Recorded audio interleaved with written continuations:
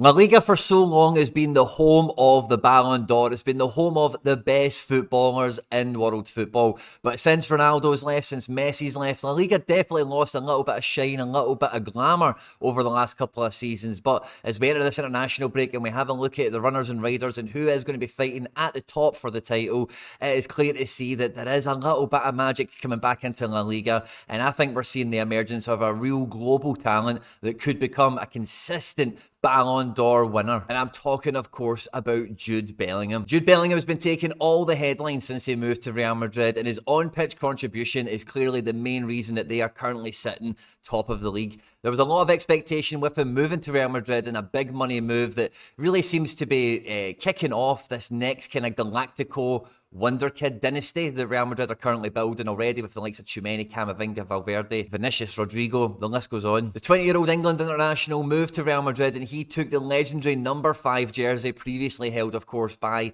Zinedine Zidane. And when you look at his form here, this is his ratings out of 100 over his time this season at Real Madrid in League and Champions League, and I think there's an appearance or two here for England. And this is incredible output for a midfielder who we can see just even at a glance here, he's been played predominantly in an attacking midfield position, borderline up front. There was quotes coming out from Carlo Ancelotti saying that he is kind of shouldering a little bit of the Benzema burden since, you know, he's obviously left and went to Saudi Arabia. He's getting goals, he's getting assists, he's contributing in all areas of the play, winning tackles, winning duels, breaking into the box, helping other people out with chances as well. This is his last 3 months form when he was at Borussia Dortmund, just to give you a little bit of comparison of the real step up that he's made individually. Of course, moving to Real Madrid comes with a lot of pressure. You're around potentially, definitely a better team than you are at Borussia Dortmund.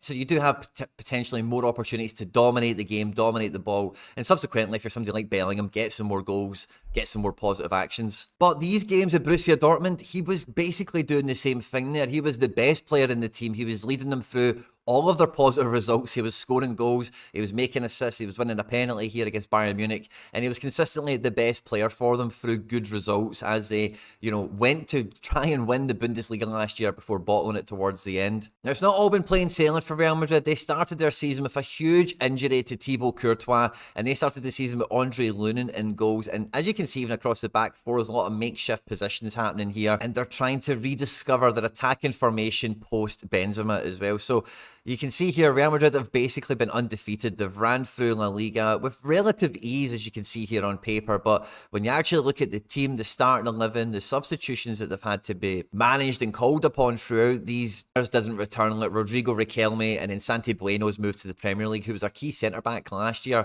But with Daley Blind being a bit more, you know, like Dutch, versatile, progressive defender, along with deadline day signing Eric Garcia coming in, this team is really built up for core possession in this kind of middle triangle here between the defence and the defensive midfielder to allow the fullbacks a lot of creative freedom to tuck inside, to go high and wide, whatever the forward winger dictates them to do. And then with the 2 central midfield players, they've got a lot of freedom to be extra attackers to complement the target man, the focal point that they've got early season with Stuani here in this 1-1 draw with Real Sociedad, where we see Saganikov in the attacking midfield position alongside Angel Herrera. They don't have any European football to worry about. They're going weekend to weekend, and they've kept a pretty consistent lineup for the most part. Ivan Martin being a regular player in here, as well as David Lopez, some of the unsung heroes, as it were, in the squad, as they get a string of victories, some really positive results. You know, drawing with Sociedad on match day 1 is a very formidable result, but going away to Granada, winning 4-2, winning 5-3 against Mallorca, I beg your pardon. It's a huge result.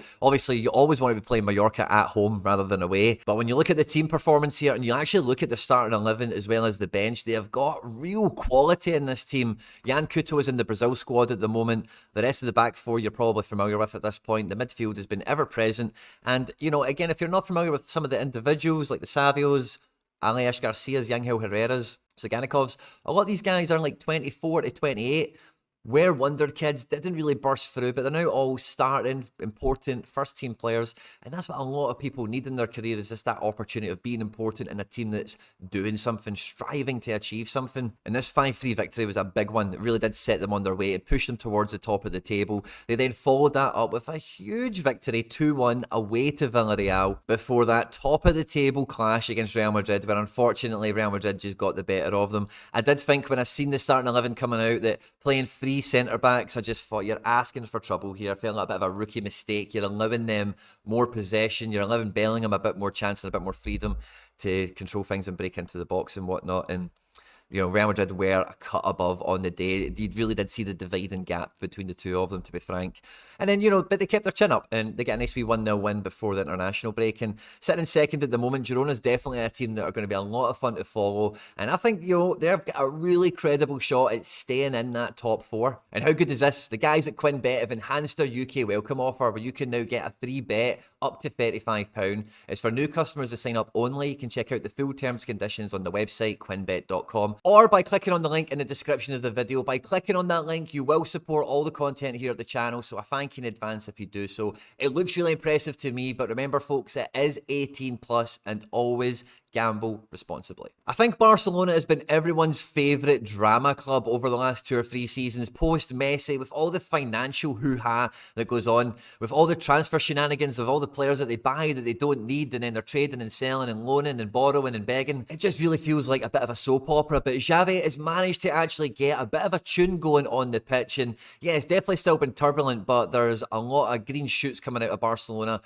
Early season, a 0-0 draw away to Getafe. It's not the way Lewandowski wanted to start his season. It's not the way that Gundogan wanted to start his season at Barcelona. But they move on swiftly and they put together 6 victories in a row, beating Cadiz 2-0, which you kind of give them, but we start to see the progress of Gundogan coming into this team, and we're starting to see some defensive solidarity between the likes of Ter Stegen and Jules Koundé. And repeatedly through transfer windows, Xavi's been talking about how important Frenkie de Jong is going to be in the future of Barcelona, and again, we're starting to see the emergence of that in a real way as well. Now, Lamine Yamal is going to be taking a lot of the headlines for being the latest guy off the conveyor belt, the next wonder kid, the next 16, 17-year-old La Masia graduate that's going to break into the first team here. But for me, watching Barcelona, you can see there is a real defensive solidarity. Even though the personnel might not always be top caliber, they are very well organised, they're very controlled in possession, and having the likes of Gundogan, Romeo, de Jong gives them supreme possession control. It's been really a joy to watch. But the introduction of João Felix, Lewandowski starting to find some shooting form as well, is when it just starts to feel like it's clicking together for them.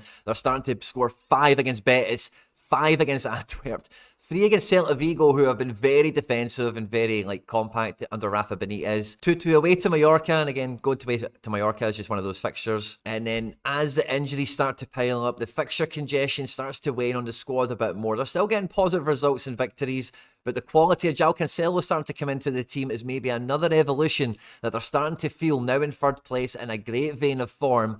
Again, dropping points here at Granada is a bit of a banana peel situation. Ferran Torres, no Lewandowski, no Frenkie de Jong, Jules Koundé coming off injured. They are quite thin. They're quite veneer thin, but like I say, a lot of green shoots of progress coming out of Barca. And as soon as they get everyone kind of back fit and available, if Barca can get anywhere near that level where they can score 5 legitimately in a lot of football matches, then again, it's going to be a great time to be watching Barcelona. And as much as I don't think that maybe somebody like Lewandowski or whatever could be like a Ballon d'Or contender, like the same way that Bellingham could be, I think Bellingham is just going to be scooping up Ballon d'Ors for as long as he's at Real Madrid, if he keeps playing like this, to be quite honest with you.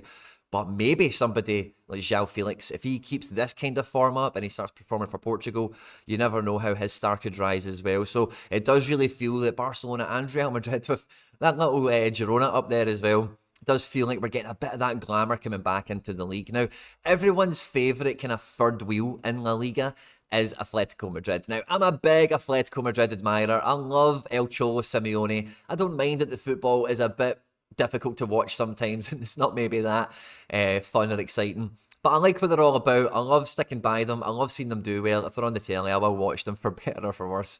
And, early season, a lot of people, including me, thought Atletico Madrid have probably got one of the best squads in the league. In a lot of different areas, you're looking at 3 different players that can play in centre midfield, up front, a lot of defensive reinforcements and recruitment in the summer. This could be another El Cholo Simeone La Liga title. Match day 1, very nice victory, 3-1 against Granada, and you see your typical early season Morata. And Morata, early season, you know he's going to score like a bunch of goals and then maybe disappear later on, so you give him his time. We're seeing Depay come off the bench, and this performance against Granada, I remember it quite well. It was fantastic. It was like vintage attacking Simeone, if there is such a thing.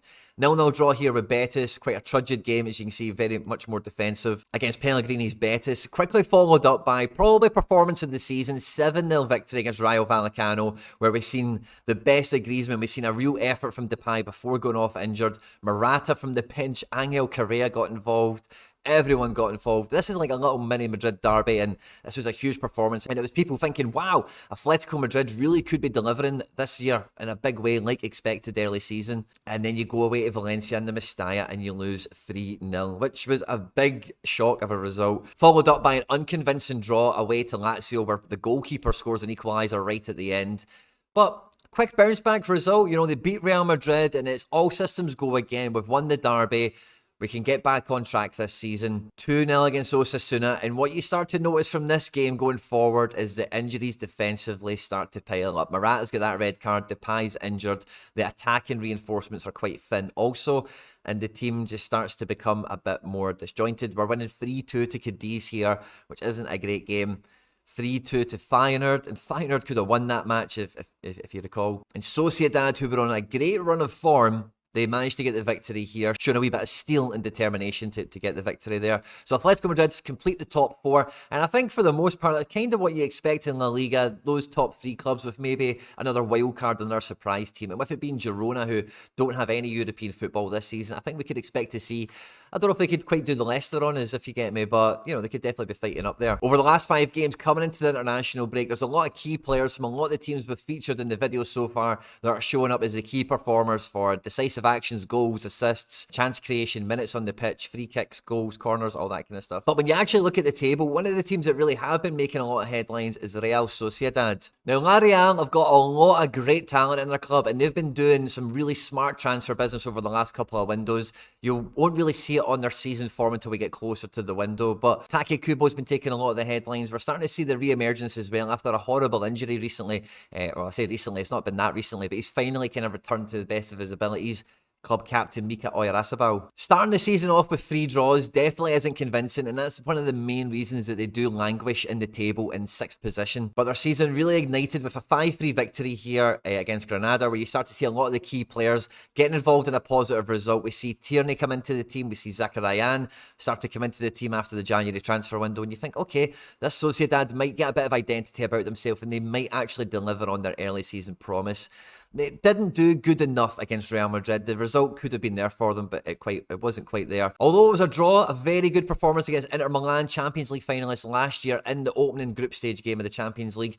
Definitely did feel to give La Real a bit of confidence. And then since then, as you can see, a great run of form. 4-3 winners against Getafe, 1-0 winners against Valencia, 3-0 winners in the Basque Derby. Very convincing result here. Then going away to Salzburg, and Salzburg at home in the group stages of the Champions League have had some big results in recent years. So that is a very credible result for them as well. 4 points in 2 games in the Champions League. Fantastic. And again, similarly to the Real Madrid match, losing 2-1 to Atletico, they will feel that they could have done a little bit better in this one, and it was a kind of close but no cigar. Some injuries are piling up. Some players haven't been fit the entire time. But Real Sociedad and La Real are definitely a team I'm going to enjoy watching throughout this next portion of La Liga and in the Champions League as well. I hope you've enjoyed this one, guys. At any point in the video, if you laughed, you learned, you liked something or whatever, please do like and subscribe to the channel. We're pushing for 10,000 subscribers. Jump into the comment section and let me know who you think is going to be the top 4 of La Liga by the time we get to the winter break.